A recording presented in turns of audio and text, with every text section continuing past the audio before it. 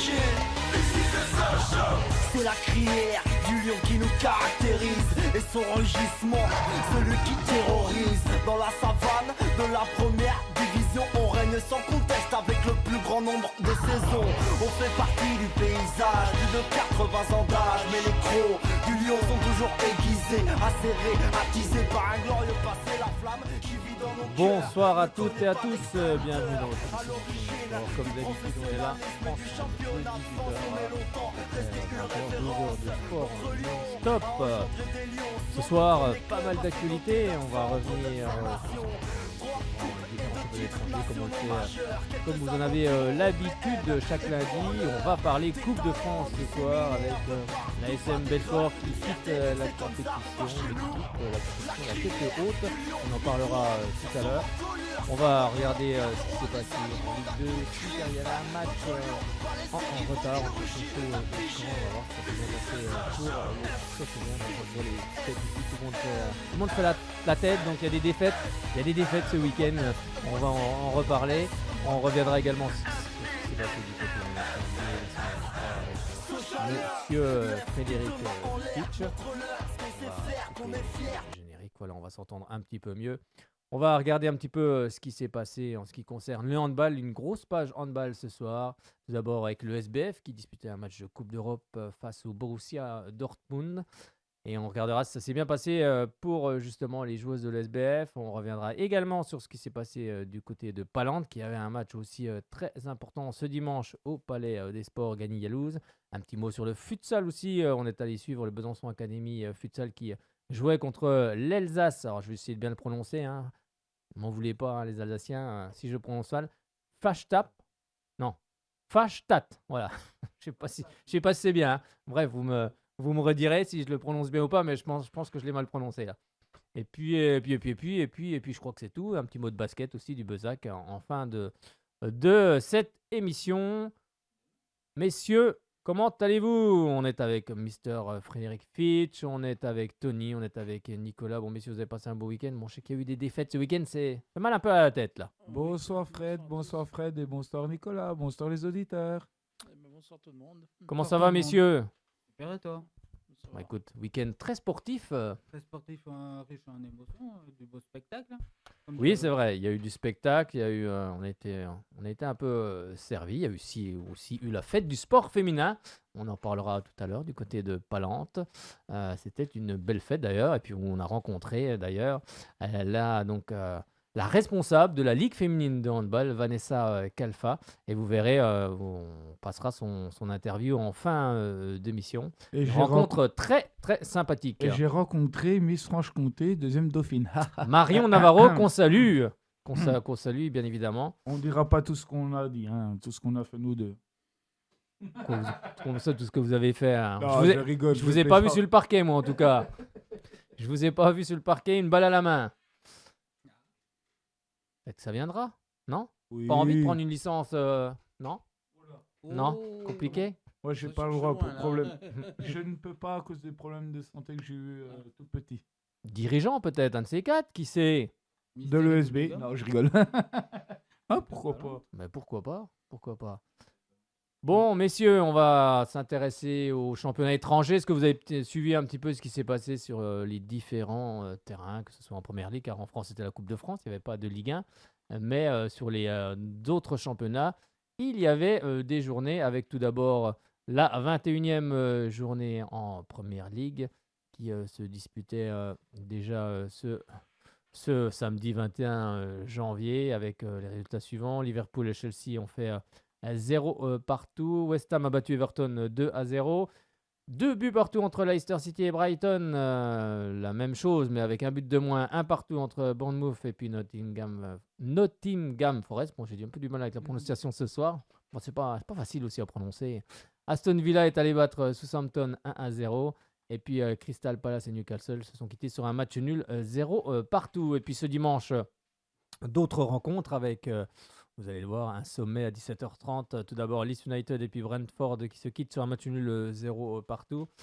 On a également Manchester City qui a battu Wolverhampton 3-0. Et puis, on a également le grand format de cette 21e journée avec Arsenal qui recevait Manchester United. Il y a eu beaucoup de buts dans cette partie et c'est finalement Arsenal qui l'emporte 3-2.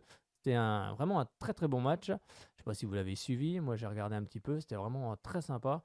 Et puis donc Fulham et Tottenham va se jouer ce soir à partir de 21h pour clore cette 21e journée. Du côté du classement, Arsenal est donc en tête avec 50 points, suivi de Manchester City qui est à 45 points. Newcastle à 39 points et est 3e. 4e Manchester United 39 points. Et puis également 5e et 6e Tottenham et Brighton avec respectivement 33 points et 31 points. Et puis en bas de classement, on retrouve au 18e, 19e et 20e place Bournemouth avec 17 points, Everton 15 points et puis Southampton avec 15 points également. Et au classement des buteurs, c'est toujours Erling Haaland de Manchester City qui en est à 25 buts, 10 de plus que Harry Kane Tottenham qui en est à 15 et puis Toney Brentford en est à 13 buts. Bon, Arsenal continue. Mon son petit bout de pronostic chemin. de début de saison est toujours là. Et je suis toujours d'une même position. Arsenal va gagner, je pense. Bah écoute, on verra ça, mais en tous les cas, ils sont bien partis pour remporter le championnat, malgré qu'il y a 5 points. Ça peut aller vite avec les victoires. Ils ont un à match 3 en points. retard, je crois, si je me trompe pas. Bah écoute, je vais te dire ça tout de suite. Oui, c'est ça, ils ont un match en retard. Bien joué, comme Leeds United d'ailleurs, comme pas mal d'équipes, Brighton aussi également, et puis Liverpool également. Bon, on va refermer cette page de l'Angleterre, de la Première Ligue, et puis on va ouvrir. Allez, on va aller un petit peu plus bas. Là, on descend carrément tout au sud. On va direction à l'Espagne où il y a du soleil, n'est-ce pas, mon cher Frédéric Fitch? Oui. Non? Regardez un peu le Real Madrid, là. Beau but de Karim Benzema, là. On va en parler, là. Le KB9, comme on dit. C'est ça, bien joué. El Nueve. Comment? Plus de El Nueve. Oui, c'est ça. Du 9. C'est ça. Veut dire C'est pour ça. Du 9. C'est ça, bien joué. On voit que vous avez bien suivi les cours d'espagnol à l'école. C'est parfait. C'est plus C'est par parfait. Je rapport n'ai au pas appris comment. l'espagnol, mais bon, c'est une belle langue en tout cas. Comment? C'est une belle langue, l'espagnol, c'est vrai. De belles langues et de belles personnes. Ouais. Enfin bref. Olé. Olé, voilà. Allez, parlons foot. Allez, on va parler des résultats de cette 18e journée qui commençait ce vendredi avec Real Mallorca qui a battu le Celta Vigo 1-0. Ce samedi, 4 rencontres au programme. Tout d'abord, la Real Sociedad qui est allée battre le Rayo Vallecano 2-0. L'Espagnol Barcelone a battu le Betis Séville 1-0. L'Atlético Madrid a battu le Real Valladolid 3-0 avec un but d'Antoine Griezmann, 23e minute de jeu. Le FC Séville, lui, a battu Cadix 1-0, un but de l'ancien Barcelonais Ivan Rakitic. Et puis ce dimanche, 4 rencontres au programme également avec Villarreal qui a battu Gérone 1-0. On a Elche et Osasuna qui se quittent sur un match nul, un but partout. Et puis le FC Barcelone a battu Retafe grâce à un but de Pedri, 35e minute de jeu. Un seul but dans cette partie, mais ça suffit au bonheur des Barcelonais.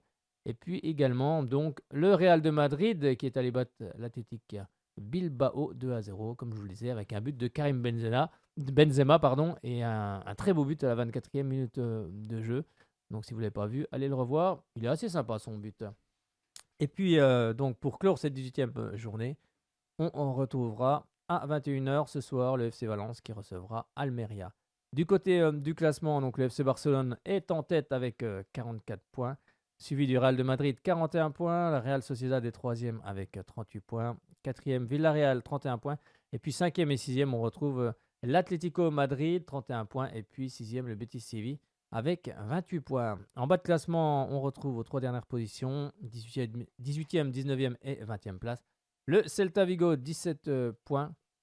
Cadix, 16 points. Et puis ferme la marche.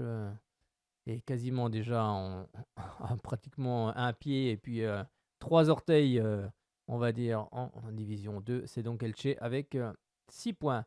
Au classement des buteurs, Robert Lewandowski, le Barcelonais, en est à 13 buts, suivi de San Martin Mato, de l'Espagnol Barcelone, 10 buts, et puis Karim Benzema, lui, en est à 9 buts. Eh bien, c'est terminé pour la page Espagne. Si vous avez quelque chose à dire, oui, Tony? Je ne sais pas si vous avez vu qu'il y a un nouvel arrivé à l'Atlético Madrid. Un ancien Lyonnais. Un ancien C'est Lyonnais, ça. Memphis Depay. C'est ça. C'est ça, exactement. Memphis Depay, donc, qui a été transféré de Barcelone à l'Atlético Madrid. J'ai vu ça aussi cette semaine. L'ancien Lyonnais aussi également. Et qui Passé est dans la- passé par Manchester United. Oui, aussi. Alors, il faudra juste que tu parles un peu plus fort dans le micro, Nicolas, ou que tu le rapproches quand tu Ok, parles, ok. voilà. Qu'on t'entende bien, bon, on entend bien, mais voilà, on entend encore un petit peu mieux. Donc, on va refermer cette page espagnole, et puis là, on va revenir un petit peu par ici, mais toujours un petit peu dans le sud de l'Europe, avec direction la Serie A, avec tout ce qui s'est passé pour cette 19e journée qui avait lieu déjà ce samedi, avec donc Hellas Vérone qui a battu Lecce 2-0, Naples est allé battre la Salernitana 2-0, le Torino est allé battre la Fiorentina 1-0. Les rencontres de ce dimanche avec l'Udinese, le match qui a eu lieu à 12h30. Déjà, c'est déjà une demi-heure encore une demi-heure de moins qu'en France, quand la rencontre a lieu à 13h. Donc l'Udinese a battu la Sampdoria de Gênes 1-0. Monza et Sassuolo, un but partout. On a également l'AS Rome qui est allé battre la Spezia 2-0. Et puis beaucoup de buts entre la Juventus Turin et l'Atalanta Bergame. 3 buts partout. D'ailleurs, la Juventus de Turin qui a été sanctionnée de 15 points.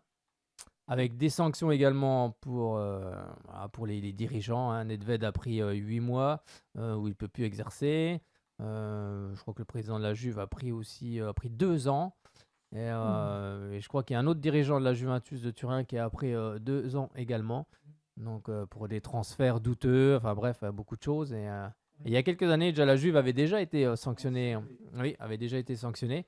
Et là, Et ça d'ailleurs, recommence. c'était Deschamps qui avait réussi à les remonter en Serie A. Oui, exactement. Et il y a une autre info sur ce match-là qu'il faut savoir, c'est le match n'a pas été diffusé en France.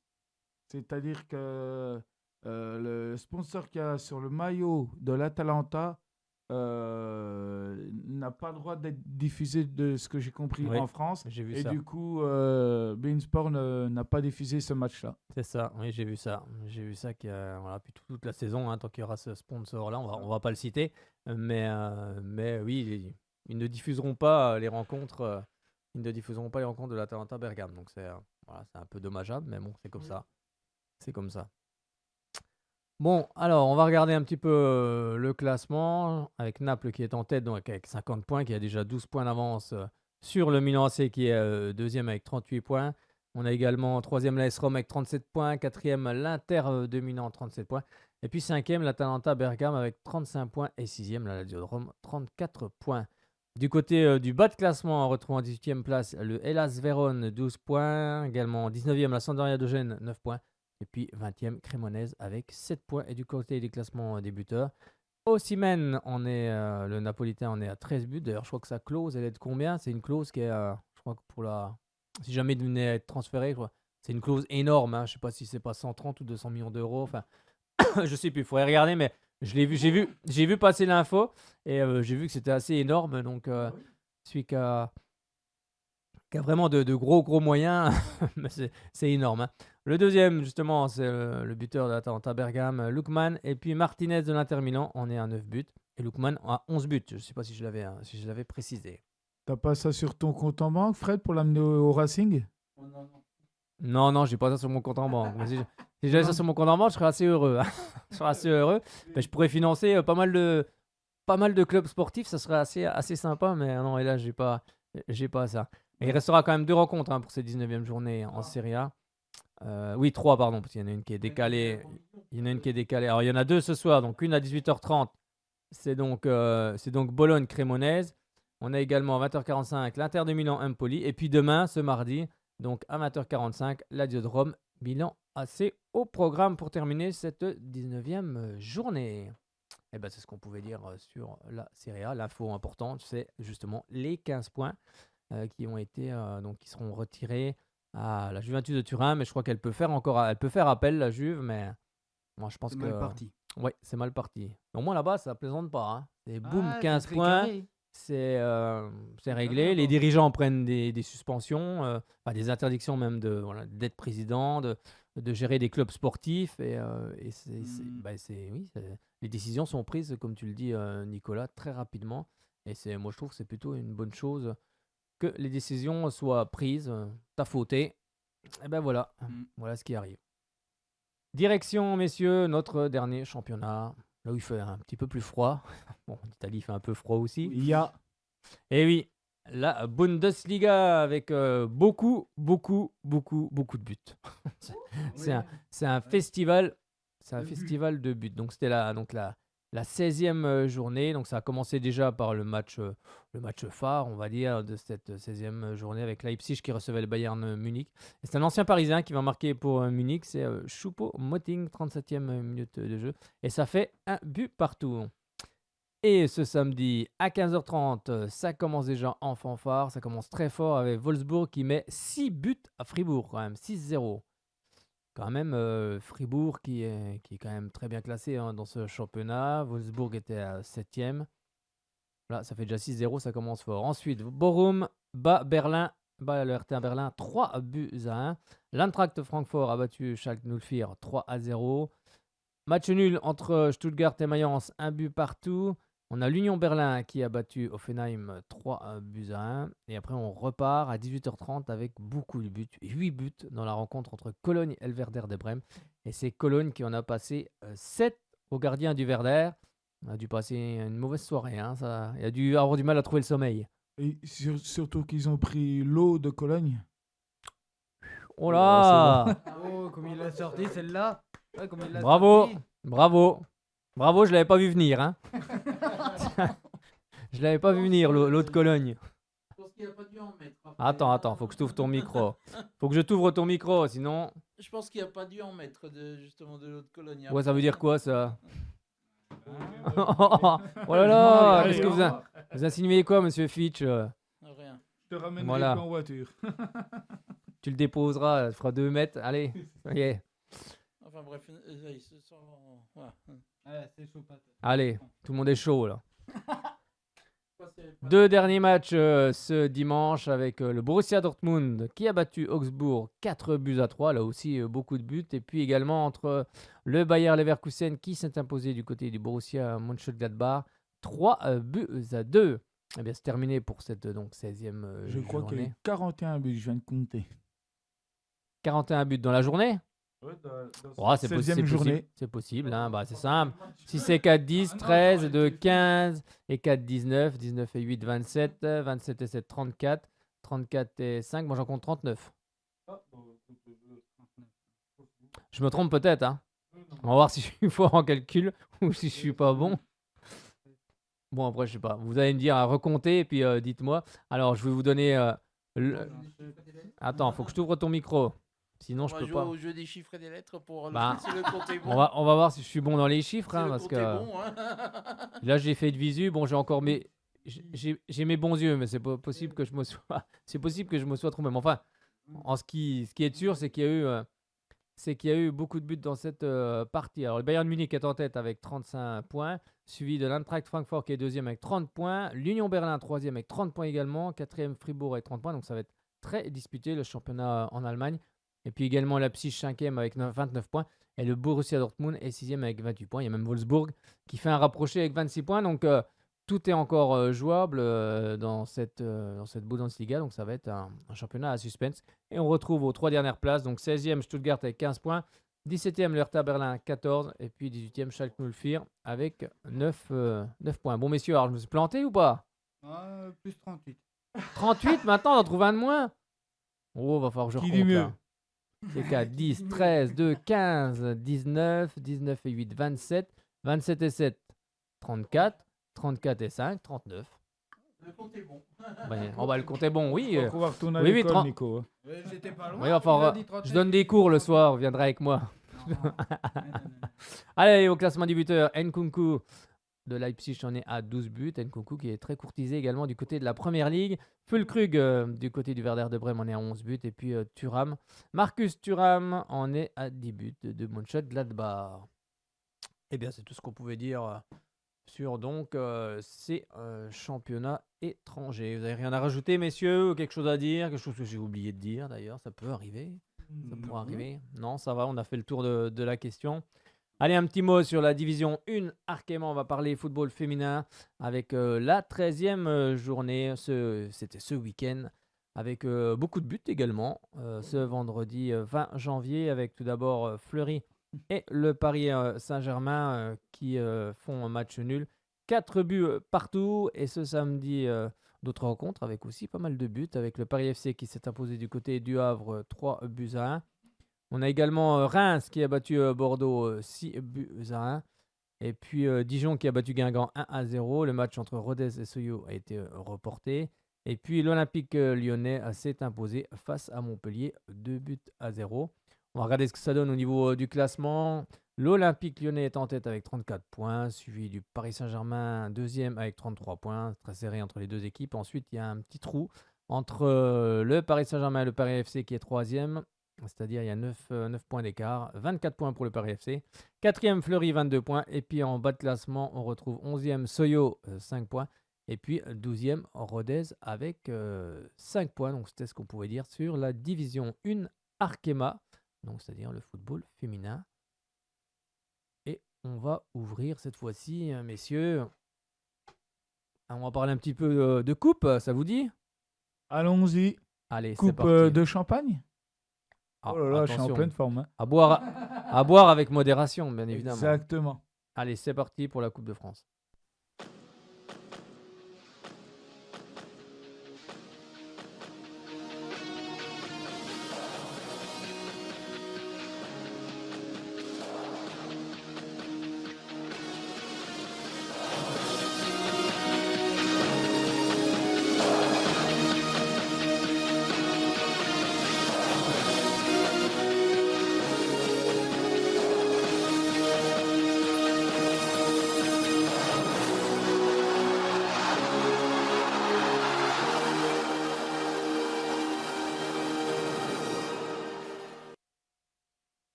Bon, messieurs, vous avez suivi un petit peu ce qui s'est passé pour donc les 16e de finale de cette Coupe de France ce week-end. Vous êtes incollable sur tous les résultats, je parie.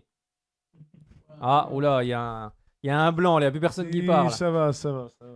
Non, il n'y a pas véritablement eu de grosses surprises pour ces 16e.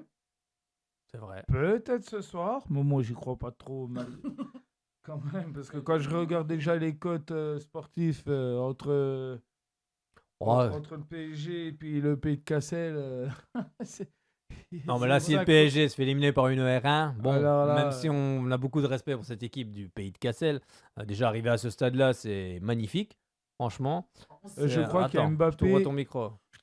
Bon, c'est pas Lens ou Rennes, hein, c'est comme le Pays de Cassel. Hein, c'est pas Lens ou Rennes. Ah bah non, Lens c'est ou pas Rennes, une, hein, c'est pas une Ligue 1, là. Alors attention. Puis là, ils vont jouer à Bollard en plus. Ouais. Oui, ou Franck Hez, d'ailleurs, l'entraîneur de Lens, les soutient. Pays de Mais ils Cassel, ont il sera gagné. dans il Forcément. sera dans le stade. Oh, et si t'es Lensois, ils ont gagné hier en plus. Mais attends, on y arrive tout doucement. Frédéric, Ah, on tu vas parle de aller- Lens, on peut y aller tout de suite. Allez, hop, On va aller où? On va aller à Lens. Bah, ils Où étaient c'est en que tu vas aller?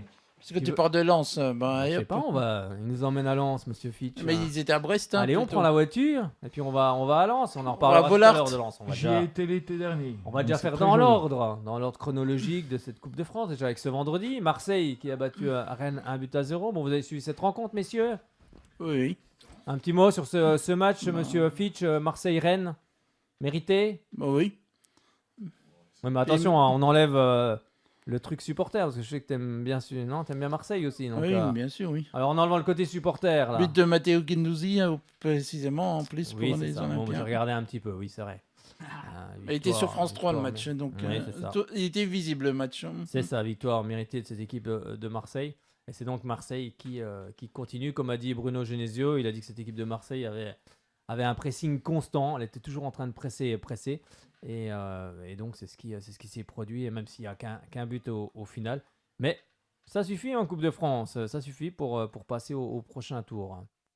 Avec d'autres résultats, avec l'Olympique lyonnais, ça va faire du bien aux Lyonnais hein, qui se sont imposés, même si c'était face à une Nationale 3 du côté de Chambéry, 3 à 0. Et ça me rappelle quelques années, je crois que Sochaux avait été éliminé par Chambéry, oui, c'est ça, il y a quelques années. Au même stade, en National, je crois que c'était une Nationale 3 aussi également. En tout cas, là, l'Olympique lyonnais s'est un petit peu rassuré. Et puis d'autres rencontres également, avec Grenoble qui s'impose du côté de Plabennec 1-0. On a le Paris FC également qui s'est imposé du côté de Chamalières 4-0. Un but partout entre Bastia et Lorient, et c'est finalement les Lorientais qui l'emportent au tir au but 4-3. On a également Reims qui est allé s'imposer du côté des Herbiers 3-0. Dans le duel entre Ligue 1, c'est Toulouse qui s'est imposé face à l'AC Ajaccio par 2-0. On a également pas de but entre Grasse et Rodez, équipe de Ligue 2, et Grasse, équipe de N2. Et finalement, c'est au tir au but que Rodez va s'imposer 5 tirs au but à 4. La petite équipe, le petit pousset en R1 Strasbourg-Koenig, qui lui s'est incliné, mais incliné de justesse face à Angers, 1-0 pour les Angevins. Et puis également, on a Auxerre qui est allé s'imposer du côté de Niort, 4-0. Lille a battu le Pau FC 2-0, Pau FC pensionnaire de Ligue 2. On a également le S Taon, rappelez-vous Taon qui a éliminé Sochaux, qui a éliminé Amiens. Et bien regardez, cette équipe de Taon, elle a quand même emmené Nantes au bout du suspense, 0 partout à la fin du temps réglementaire. Et puis ensuite, c'est donc au tir au but que ça s'est passé, avec 4 tirs au but à 2 pour cette équipe de Nantes, surprenante, cette équipe de Taon. Enfin surprenante, oui et non, parce que nous on l'a vu jouer contre Sochaux, c'était une belle équipe. Donc après, ils éliminent Amiens, ils éliminent Nantes.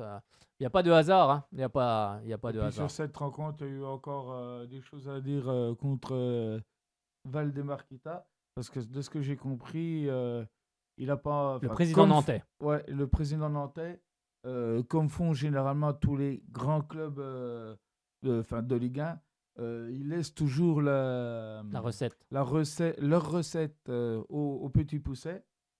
Et là, Valdemarquita, donc le président de Nantes, a gardé la recette. Et de ce que une partie de la recette. Voilà, et de ce que je comprends, ça commence à faire jaser un peu du côté de Nantes. Bah, c'est pas sympa, c'est pas très cool, je trouve. Bah, c'est pas bien du tout, même. Quand on a un club professionnel, on laisse la recette. Et puis il a ce qu'il faut, faut être honnête. Non, mais puis on laisse la recette au club amateur. Je sais pas ça.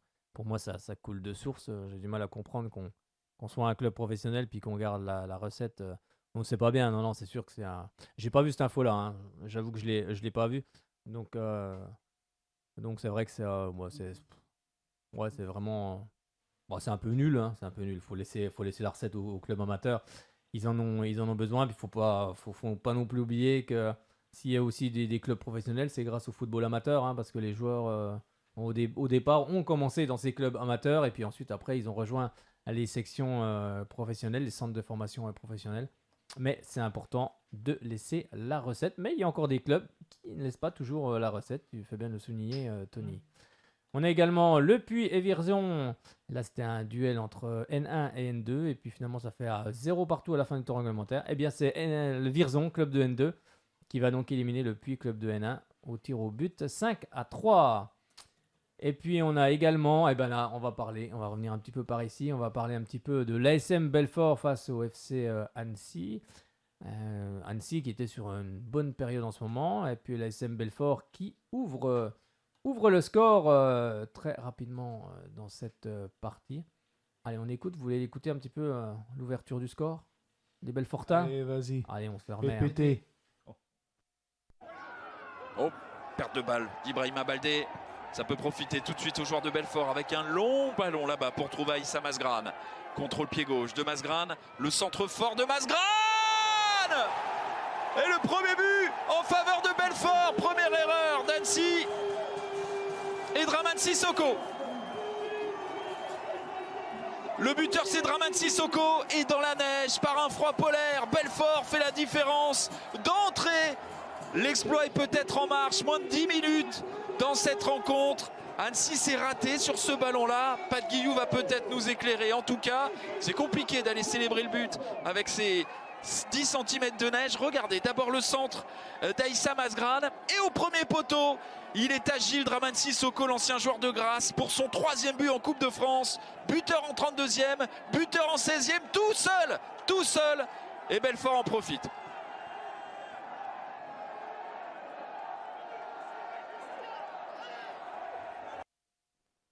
Bon, magnifique, hein, cette ouverture du score sur un superbe, comme on le disait Fred, hein, superbe centre d'Aïssa Mazegran qui est passé, lui, par le Racing Besançon. On est heureux de le retrouver là et c'est vrai il adresse un superbe centre, et puis, un superbe centre, pardon, et puis donc l'attaquant Belfortin est là à la réception au bon moment et ça fait 1-0. Mais ensuite, Annecy va réussir à égaliser à la 56e minute de jeu.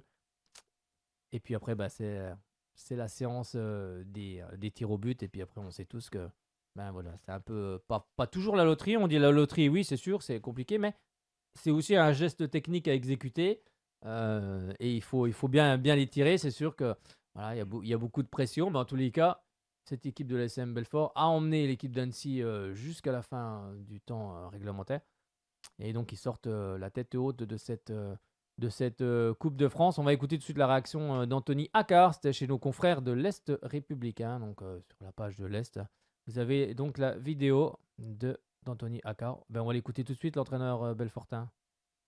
Je savais qu'on était capable parce que le groupe il est sain, le groupe il veut aller chercher des choses, il est bien comme on dit, c'est pas des paroles en l'air.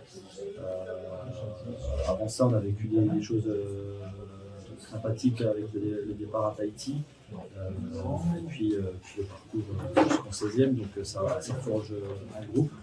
Et comme je vous l'ai dit, ça doit nous servir pour la suite de la compétition en championnat. Est-ce qu'il y a un regret finalement peut-être de prendre ce but de l'égalisation? Parce que vous allez au penalty, peut-être que vous pouvez l'éviter. Avec cette fin de match aussi, vous avez des occasions. Le regret, c'est pas de prendre un 36, c'est de le prendre sur une phase arrêtée où certes le corner est bien tiré et puis il arrive lancé, mais on aurait dû être plus attentif sur ce genre de situation. Et puis voilà, donc ça joue, le haut niveau, ça joue aussi sur des détails. Il s'est fait rappeler à l'ordre sur ce genre de situation. Voilà, ils sont tristes, ils sont déçus, ils sont tristes pour le groupe. Il faut savoir il n'y a pas de mots à leur dire, il faut être présent avec eux. Et puis dès demain, on débriefera sur ce match-là et on se basculera sur la suite. C'était donc Anthony Accard, l'entraîneur de cette équipe de Belfort. On va écouter tout de suite Lucas Quenin, le capitaine de cette équipe de Belfort, passé aussi également par le Besançon Football, on se rappelle ici. Et on le salue, Lucas, qui forcément doit être déçu aujourd'hui, mais en tous les cas, voilà, le parcours de l'ASM a été superbe. Encore une fois, cette saison, c'est vraiment une équipe qui aime la Coupe de France. On l'écoute tout de suite, pareil, c'était chez nos confrères de l'Est républicain. Si on reprend les choses chronologiquement, je crois qu'à la mi-temps, il y a plutôt logique quand même s'ils ont une grosse situation sur une paire de balles à nous, et que la deuxième mi-temps c'est plutôt équilibré, on a des situations aussi. Bon, ils reviennent sur un coup de pied arrêté, c'est un peu dommage parce qu'on est prévenu, on sait que c'est une de leurs forces. Donc là-dessus, bon, c'est comme ça. Après, il y a les tirs au but, voilà. On a réussi à faire un arrêt, derrière on rate, et puis voilà, en cinquième, ben, je rate, voilà, ça m'avait souri contre Montpellier, ça m'a pas souri cette année. Je suis triste, je suis un peu malheureux parce qu'on a fourni des gros efforts et je pense qu'on aurait largement mérité de passer ce tour. Maintenant c'est comme ça, on ferme la parenthèse Coupe de France, on range les maillots et puis on passe à autre chose. On a le sentiment de passer vraiment tout près parce que, oui, c'est tout dit, ils étaient largement prenables, je pense. Ils ne nous ont pas montré grand chose sans leur manquer de respect. Hein, là, j'en ai beaucoup pour eux. Voilà, ils nous ont pas montré grand chose. Et puis nous, on a essayé d'être bons à la récupération de ballon et d'être tranchants sur nos transitions. Maintenant, voilà, ils ont réussi à égaliser sur un coup de pied arrêté, et puis c'est les pénaltys qui ont décidé du reste. Et oui, c'était donc Lucas Quenin, le capitaine de cette équipe de l'ASM Belfort, oui, qui donc forcément déçu. C'est vrai que cette équipe d'Annecy, comme il le dit, était prenable sur cette rencontre, mais c'est comme ça, c'est le football. Rater un penalty, ça arrive à tous les joueurs, et ça arrivera encore, hélas. C'est comme ça, mais c'est vrai que c'est un peu dommage parce que cette équipe de Belfort a fait plus que jeu égal avec cette équipe d'Annecy.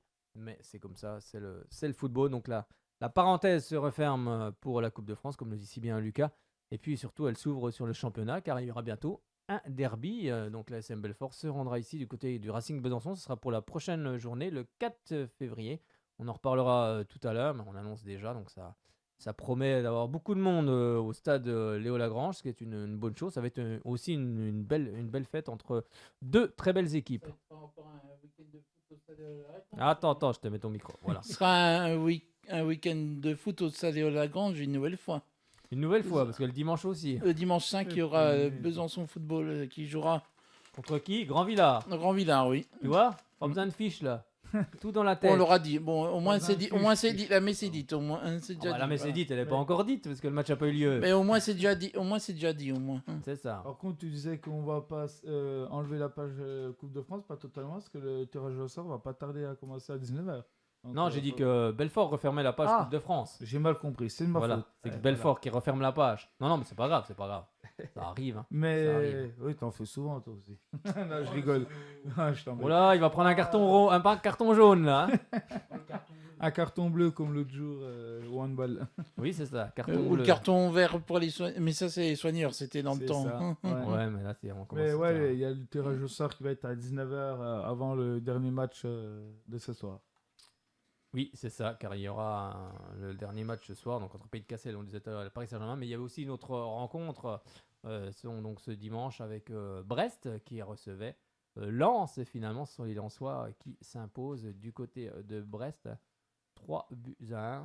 Bon, une rencontre qui a été un petit peu à sens unique hein, quand même, parce que cette équipe de Lens, vraiment comme on le dit souvent ici, c'est vraiment une très très belle équipe. On va écouter tout de suite la réaction de l'attaquant lensois Florian Sotoka. C'était chez nos confrères de Beansport, parce que vous savez que maintenant la Coupe de France est retransmise par nos confrères de c'est dommage, Beansport. je trouve. Mais bon. Comment? Je trouve que c'est dommage que une partie de la Coupe de France. Il y a quand même encore des matchs sur France Télévisions, mais moins. C'est dommage. Mais bon. Bon, ça permet de voir plus de matchs aussi, mais c'est vrai que... Attends, je te rouvre ton micro. Qui avait succédé à Eurosport, Beansport aussi. Oui, aussi, parce que Eurosport... n'a pas voulu retransmettre, n'a pas repris les droits de la Coupe de France. Voilà, c'est mieux. C'est mieux, car il y a des droits en Coupe de France, et puis après, chacun met l'argent, mais les droits... vu que Eurosport n'était pas visible dans sur toutes les box, contrairement à Bein, contrairement à Bein.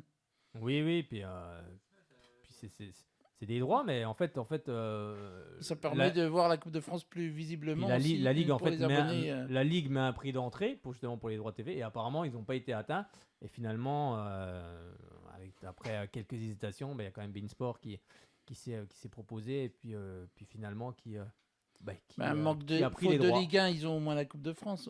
Faute de Ligue 1, c'est ça, ils n'ont pas la Ligue 1, donc ils récupèrent quand même la Coupe de France. Ils ont la Ligue 2 c'est bien, parce que je trouve qu'elle elle est bien suivie, elle est franchement...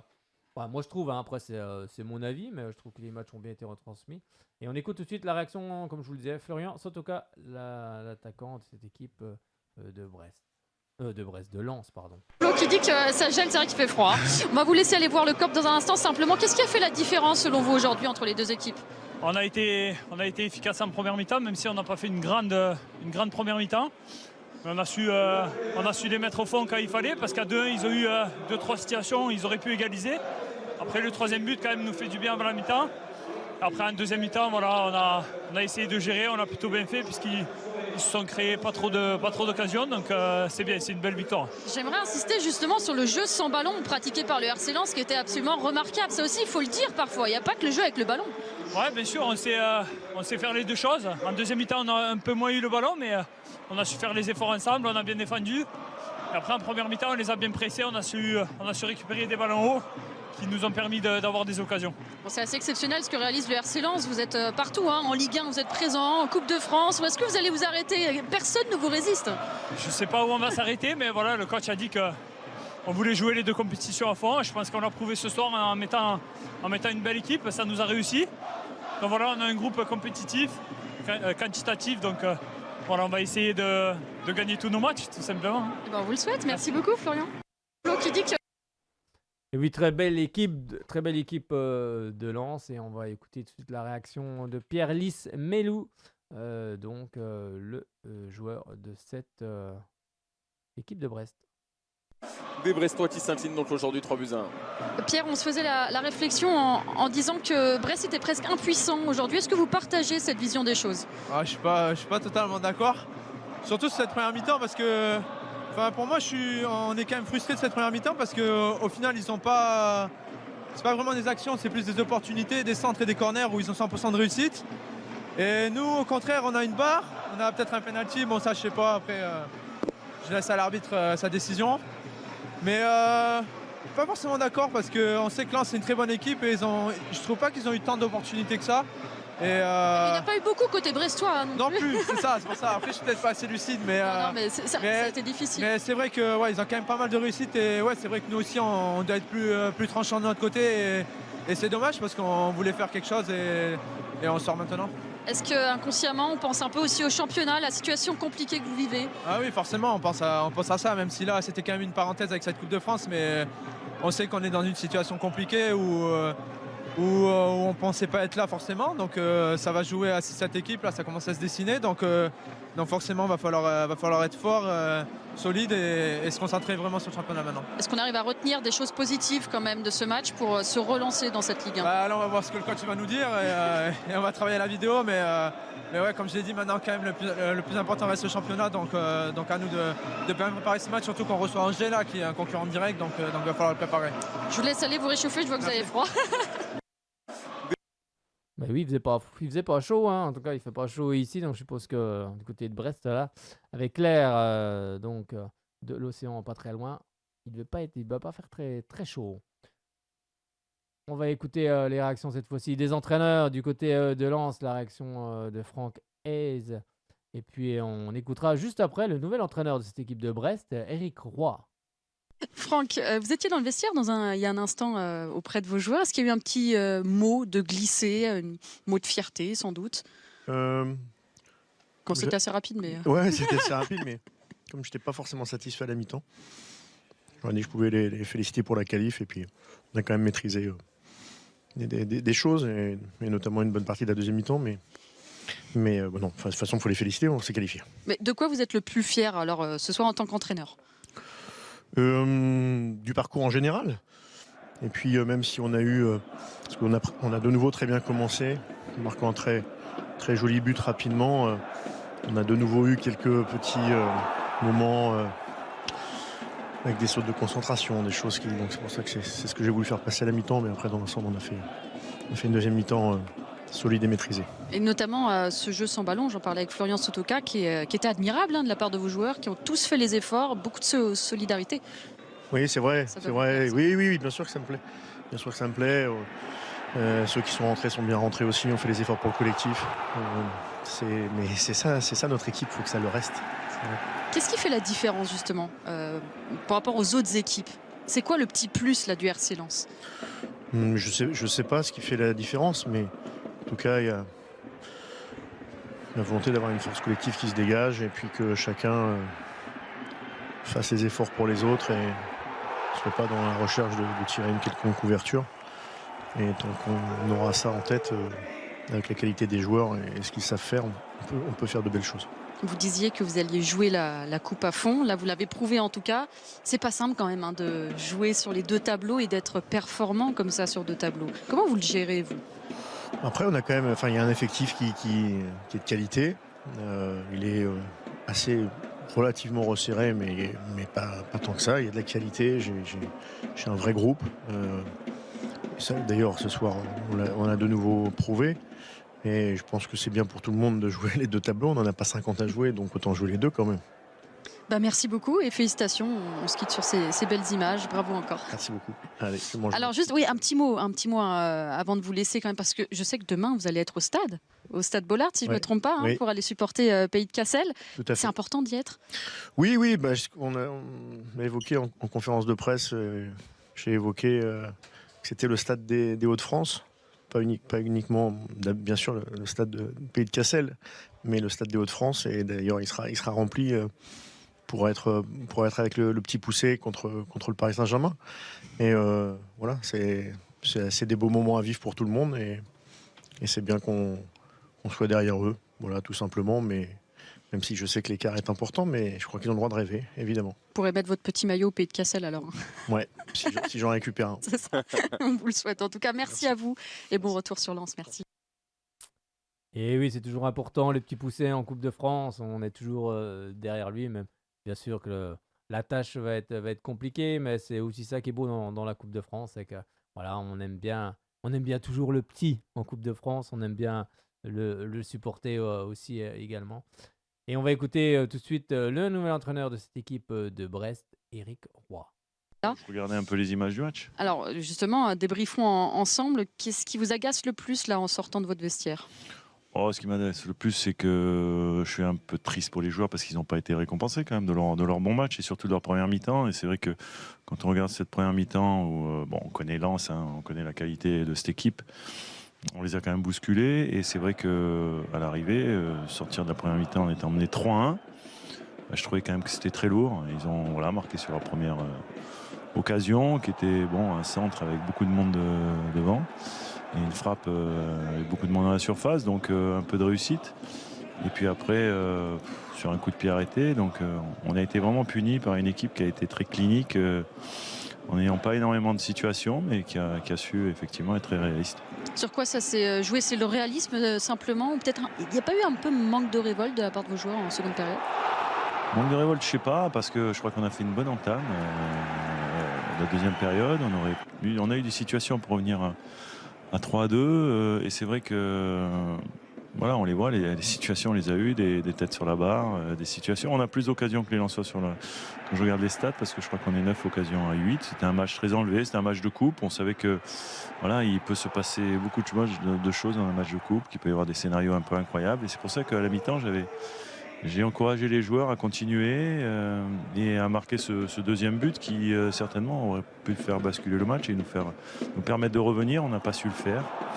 On a été trop permissif sur les buts que l'on a pris, que l'on voit à l'image. Et après, effectivement, on a manqué un peu de réalisme et peut-être un peu de qualité devant le but pour faire la différence. Et Pierre Lesmelou nous disait qu'il y avait quand même le championnat qui leur trottait dans la tête. Est-ce que ça peut être un frein à un moment donné ? Ouais, je sais pas. Je crois que moi, j'ai présenté ce match comme un match magnifique à jouer, avec une très très belle équipe à affronter.